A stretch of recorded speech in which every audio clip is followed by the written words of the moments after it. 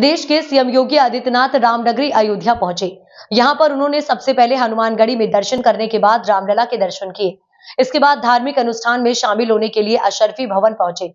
उन्होंने अशरफी भवन के पास मंडप में आयोजित पंच नारायण महायज्ञ में आहुति अर्पित की। इस मौके पर सीएम ने कहा कि श्रीहरि की कृपा से ये सृष्टि संचालित है। अयोध्या धाम त्रेता युग की अवधारणा को जिंदा कर रहा है। विश्व मानवता को बचाना है तो सनातन धर्म को सुरक्षित रखना होगा। उन्होंने कहा कि जब वो कोतवाली दौरे पर गए थे तब पता चला कि औरंगजेब के वंशज आज यहाँ रिक्शा चला रहे थे। सीएम योगी ने कहा कि सनातन विश्व मानवता सभ्यता को बचाने का कार्य करता है। अफगानिस्तान और पाकिस्तान आज दुर्गति की तरफ पहुंच चुके हैं और जिस तरह से बांग्लादेश में हिंदुओं पर अत्याचार हो रहा है उससे भी बहुत जल्द विपत्तियों का सामना करना पड़ेगा। बता दें कि सीएम योगी महाकुंभ को लेकर अयोध्या में संतों के साथ बैठक भी करेंगे। इसमें अयोध्या के प्रमुख संत महंत और जिले के वरिष्ठ अधिकारी शामिल होंगे। इसके बाद वो सीएम योगी आदित्यनाथ लखनऊ के लिए रवाना हो जाएंगे। विकसित भारत के लिए हम सबको आगे मिलकर के काम करना होगा और मैं बार बार इस बात को कहता हूं कि अगर विश्व मानवता को बचाना है तो उसका एक ही मार्ग है, वह है सनातन धर्म का सम्मान करो। सनातन धर्म सुरक्षित है तो दुनिया में सब कोई सुरक्षित है। याद रखना, कोई मत और मजहब दुनिया के अंदर ऐसा नहीं है जिसने कहा हो कि सबके कल्याण की बात की है। हमने तो हजारों वर्ष पहले हमारे ऋषियों ने हमें एक ही प्रेरणा दी, अयम निज परोवेति का संदेश दिया है। अयम निज परोवेति गणना लघु चेतसाम उदार चरितानाम तो सुधेव कुटुंबकम। याद करिए, ये मेरा है, ये तेरा है, ये तो संकुचित बुद्धि के लोग करते हैं। उदार और उदार चरित्र के लोगों के लिए क्या कहा गया है कि पूरी दुनिया तो उसके लिए एक परिवार है। और याद करिए, दुनिया के अंदर अकेले इस सनातन धर्म है जिसने दुनिया की हर जाति, हर मत, हर मजहब, हर संप्रदाय के लोगों को उसकी विपत्ति के समय शरण देकर के संरक्षण दिया है, उसे फलने फूलने का एक अवसर दिया है। लेकिन क्या दुनिया के अंदर ऐसे ही हिंदुओं के साथ भी हो रहा है क्या? ऐसे ही हो रहा है क्या? आज बांग्लादेश में क्या हो रहा है?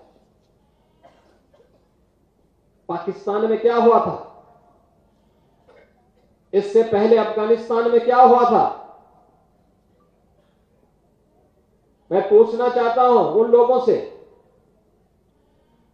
कौन वे लोग थे जिन्होंने देश के अंदर सनातन धर्म से जुड़े हुए उन मानबिंदुओं को नष्ट करने का काम किया था?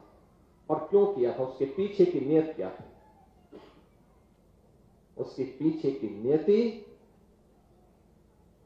अपने बर्बर कृत्यों को अंजाम देकर के पूरी धरती को नरक बनाने की साजिश का हिस्सा था, जिसके तहत कभी काशी में काशी विश्वनाथ मंदिर, कभी अयोध्या में श्री राम जन्मभूमि, कभी मथुरा में श्री कृष्ण जन्मभूमि,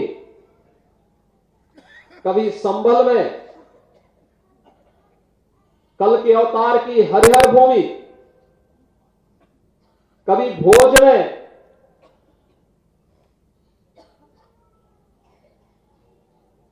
ज्ञान के अधिष्ठात्री देवी मां सरस्वती के पावन मंदिर को नष्ट किया जाता है, तोड़ा जाता है, अपवित्र किया जाता है।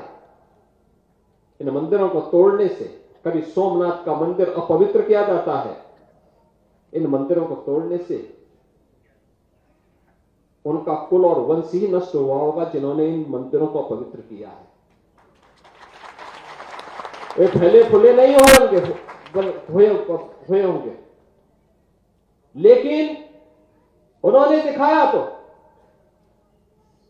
और ये कारण है जब मैं आज पूछता हूं कि भाई जिन लोगों ने मंदिर तोड़े थे उनकी क्या स्थिति है वर्तमान में, तो लोग बताते हैं कि औरंगजेब के परिवार के लोग उसके वर्तमान खानदान,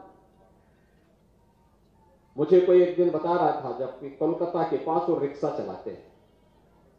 अब मुझे बताओ, अगर उसने पुण्य किए होते, इन मंदिरों को तोड़ा नहीं होता, तो रिक्शा चलाता क्या?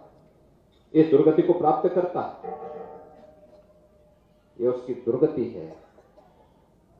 उसने ईश्वर की अवमानना की है।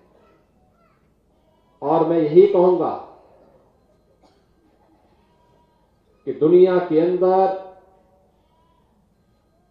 अगर विश्व शांति की स्थापना करनी है, तो यह सनातन धर्म ही उसको कर सकता है, केवल सनातन धर्म।